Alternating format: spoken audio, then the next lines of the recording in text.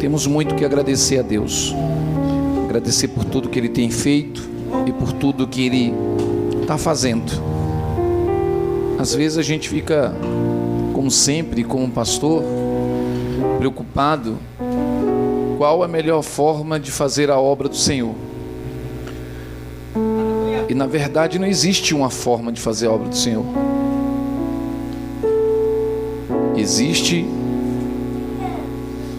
cumprir aquilo que a palavra do Senhor nos ordena. E é muito complicado quando a gente tem que ter a responsabilidade, ou quando nos é dada a responsabilidade de levar outros a praticar aquilo que você aprendeu como uma verdade. É muito difícil levar as pessoas a praticar aquilo que você pratica como verdade. E às vezes eu paro para pensar e percebo de que tem verdade que eu pratico, que todos nós praticamos, e tem verdade que eu pratico, que outros não querem praticar. Demora um tempo. Eu já conhecia a verdade havia me libertado, mas eu ainda estava preso dentro de mim mesmo. O que é conhecer a verdade te libertar?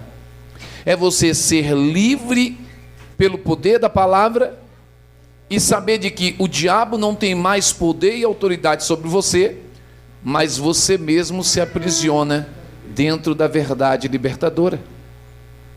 Explico. Num culto poderoso, eu senti o poder. No meio da pregação, levanto minha mão, venho no altar e recebo Jesus como meu único e suficiente Salvador. E naquele dia eu senti que os grilhões, correntes e ferrolhos se partiram. E eu voltei para casa livre. Mas por alguns meses eu ia para a igreja com aquela Bíblia pequenininha, e eu colocava ela debaixo da blusa, para que ninguém visse que eu estava indo para a igreja, e muito menos carregando a palavra que havia me libertado.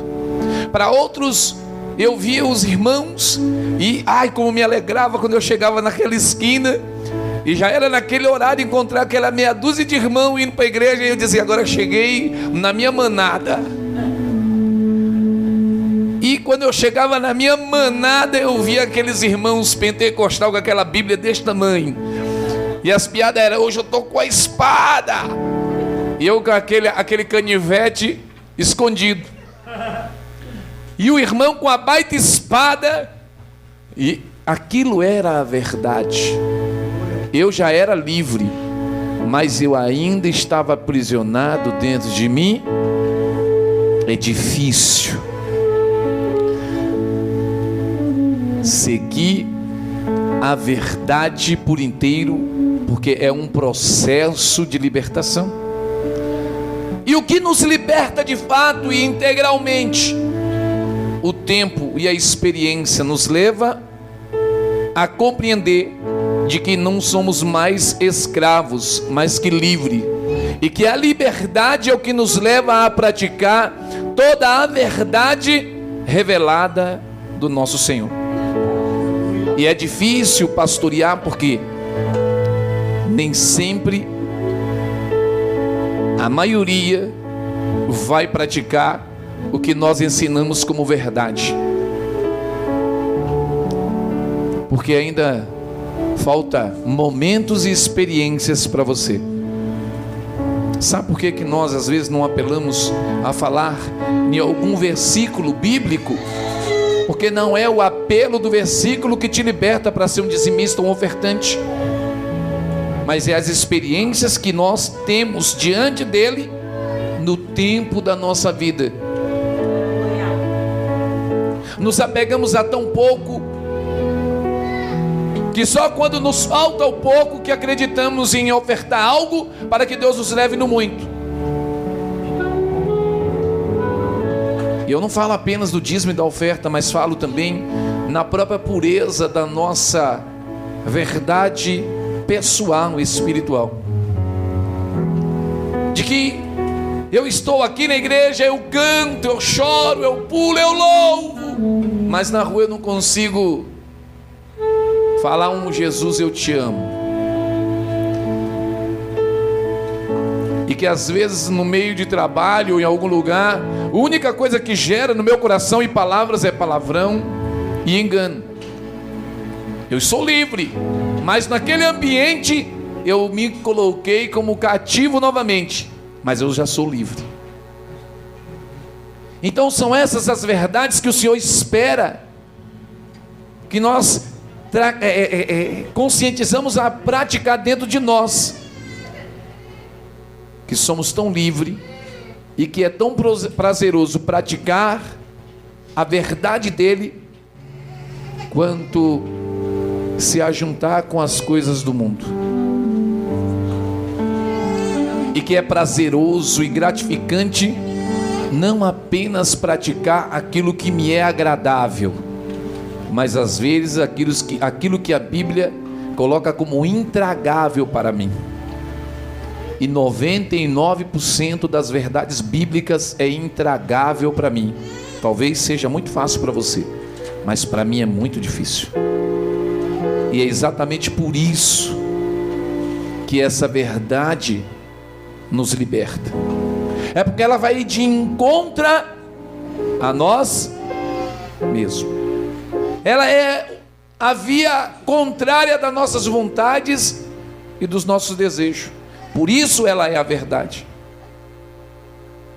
Se a verdade fosse o que eu sonho, o que eu quero, o que eu desejo, essa não é e não seria a verdade do Senhor.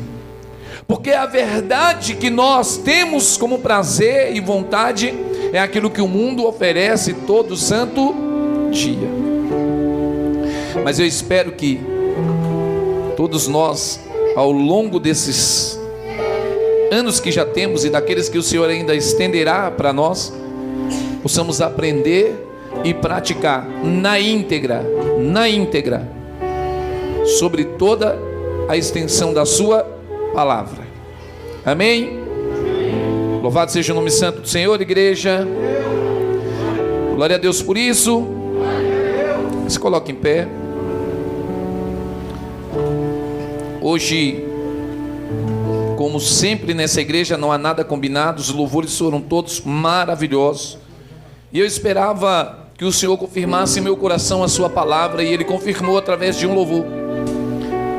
Eu cheguei agora à tarde e fui tomar um banho rápido, comer alguma coisa e meditar um pouco sobre aquilo que Deus já havia colocado no meu coração no início dessa semana. Quando eu cheguei, fui correndo ali dentro escrever alguma coisa a respeito desse tema.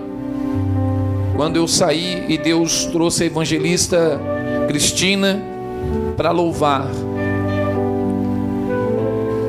que Ele é poderoso para acalmar a tempestade. E é sobre exatamente esse tema no Evangelho que escreveu Marcos, capítulo de número 4, versículo de número 35, que eu gostaria que você lesse. Amém? Evangelho que escreveu Marcos, capítulo 4, verso 35.